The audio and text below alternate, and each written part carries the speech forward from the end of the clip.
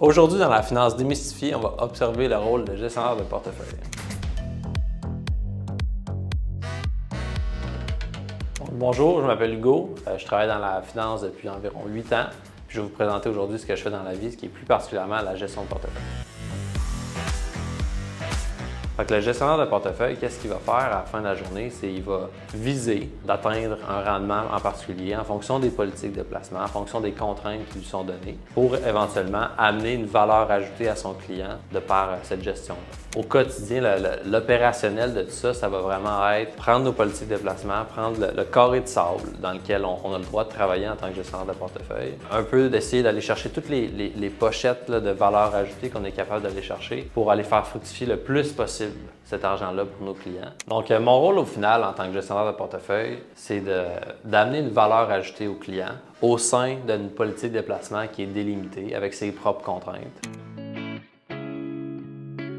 Donc, une journée typique, à quoi ça va ressembler? Généralement, il va être coupé en 2 blocs. Donc, on va avoir notre bloc du matin, disons, parce que ça, c'est un bloc qui est plus axé gestion de portefeuille, trading. Ça bouge beaucoup les marchés, il y a beaucoup de volatilité le matin. C'est aussi ces moments-là qu'il y a plus de liquidité au niveau des marchés, donc on peut faire plus de grandes transactions. Parce qu'évidemment, quand on gère son portefeuille personnel versus un portefeuille institutionnel, la liquidité des produits devient tout d'un coup importante, alors que quand on a une coupe de 1000 $ comme nos portefeuilles personnels à tous, c'est pas quelque chose qui est problématique au niveau de liquidité. Quand on est rendu à des centaines de millions à transiger, le timing de la journée est important, puis ce timing-là, c'est le matin souvent qu'on va l'utiliser. L'après-midi, on a un peu plus de temps parce que les marchés sont plus calmes généralement, puis on va avoir le temps de faire nos rencontres, de stratégie ou nos rencontres clients, ou toute la paperasse, appelons-la, c'est l'après-midi qu'on va faire ça.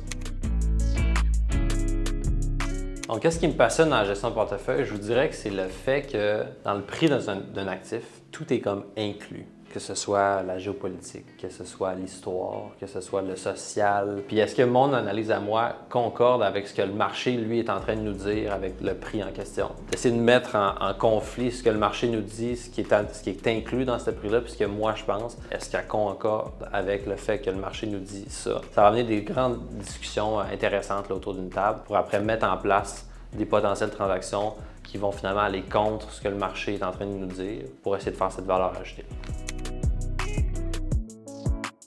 Mes études ont aidé particulièrement au niveau de la rigueur que ça a apporté. J'ai fait mon CFA, j'ai fait mon bac, j'ai fait ma maîtrise, mais tout ce processus-là, ce cursus universitaire-là m'a permis de développer une rigueur de travail, une curiosité au niveau des différentes classes d'actifs, au niveau de comment chacune de ces classes d'actifs-là, puis on va dire les mathématiques derrière les produits financiers. C'est surtout ça que ça m'a apporté. Ce que j'aurais aimé savoir avant de débuter ce travail-là, je vous dirais, ce serait à quel point on idéalise au niveau mathématique, peut-être, ce domaine-là. On est vraiment associé à la mathématique. La finance, c'est des chiffres.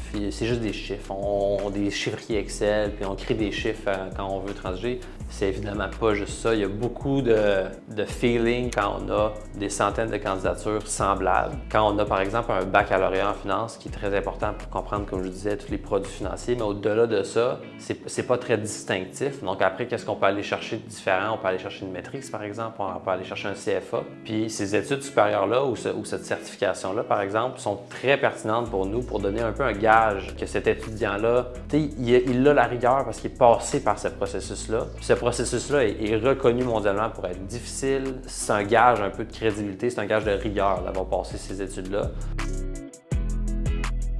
Si j'avais un petit dernier conseil à vous donner, ce serait que la programmation de nos jours est très importante en finance. Donc, si ce n'est pas assez ce que vous apprenez à l'université, au niveau projet, au niveau cours, je vous invite à vous former de votre côté pour vraiment être capable de présenter une aptitude de programmation à vos futurs employeurs. Donc, j'espère que vous en avez appris un peu plus sur la gestion de portefeuille aujourd'hui ensemble et je vous invite à aller voir les autres capsules pour en apprendre un petit peu plus sur les autres sujets en finance.